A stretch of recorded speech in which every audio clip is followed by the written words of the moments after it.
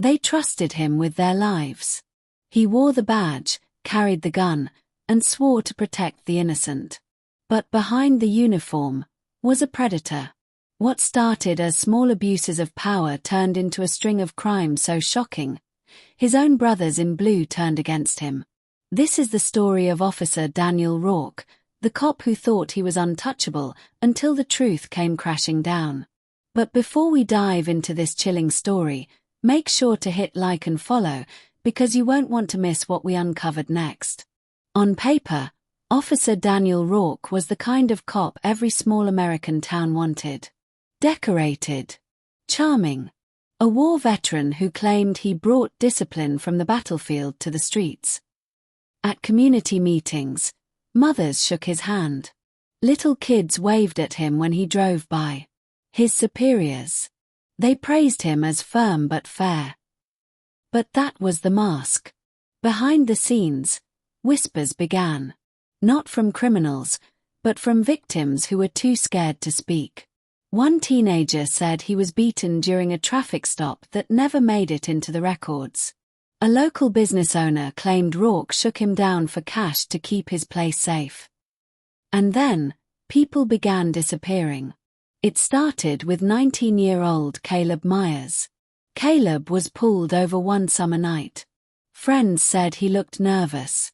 He had a busted taillight, nothing serious. He texted a buddy at 11:42 p.m. "Bro, Rourke stopped me. Wish me luck'll." That was the last anyone heard from him. His car was found abandoned by the river.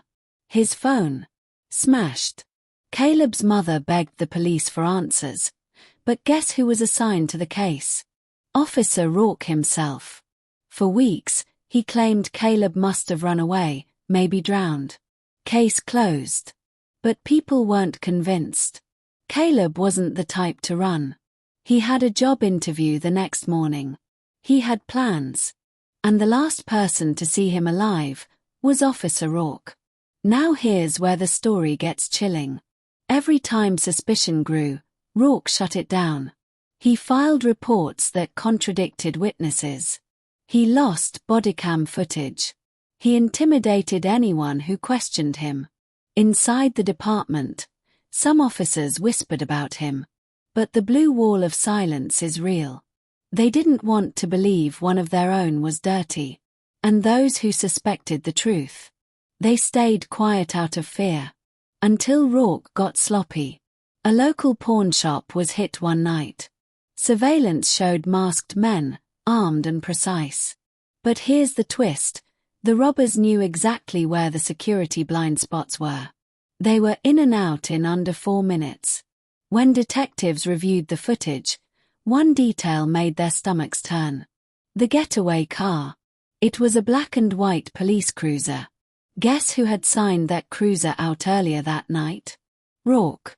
He claimed it had been stolen. He laughed it off. The department backed him.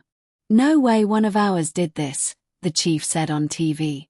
But behind closed doors, Internal Affairs had just opened a file. Slowly, the walls around Rourke began to crack. A young woman, shaken and terrified, came forward. She said Rourke had pulled her over on a deserted road and offered her 2 choices: a night in jail on fake charges, or something far worse. She chose silence that night. But seeing Caleb's face on the news broke her. Then another victim stepped up. And another. Patterns emerged: late-night stops, intimidation, missing money, missing evidence. Rourke wasn't just abusing power. He was running his own criminal empire under the shield of his badge. And he believed he was invincible. Investigators secretly tracked Rourke's movements. One night, he met with a known drug dealer in a parking lot. Instead of making an arrest, Rourke handed over a duffel bag.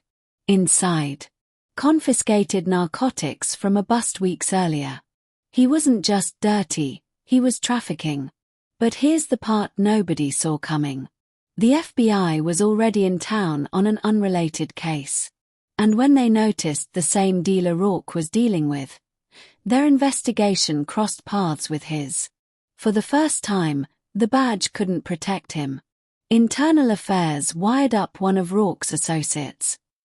The plan was risky. If Rourke caught on, someone could end up dead. The recording captured everything. His orders. His threats. His confession to moving drugs and silencing witnesses. But the most chilling moment. Rourke bragged about Caleb. He didn't say the kid's name, but the implication was clear. Sometimes, people disappear. And if they cross me, I make sure they stay gone. It was enough. The takedown happened on a rainy Thursday night. As Rourke sat in his cruiser, thinking he was untouchable, unmarked FBI cars surrounded him. Guns drawn. The man who swore to uphold the law was dragged out in handcuffs. The town watched in shock as their hero cop was marched into federal custody. Mothers cried. Fellow officers stared at the ground. And Caleb's mother. She finally whispered, "I knew it. I always knew it." The trial rocked the nation.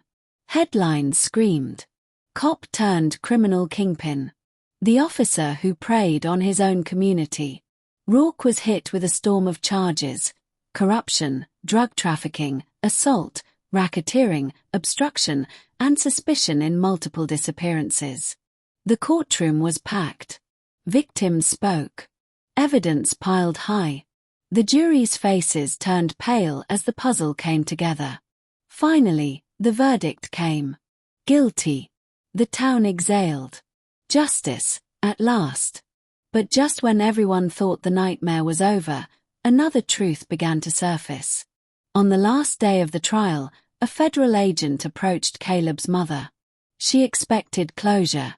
Instead, she got a whisper that made her knees buckle. "We can't confirm this yet, but we believe your son might still be alive." The courtroom chaos faded into background noise. The cameras, the reporters, the tears, none of it mattered.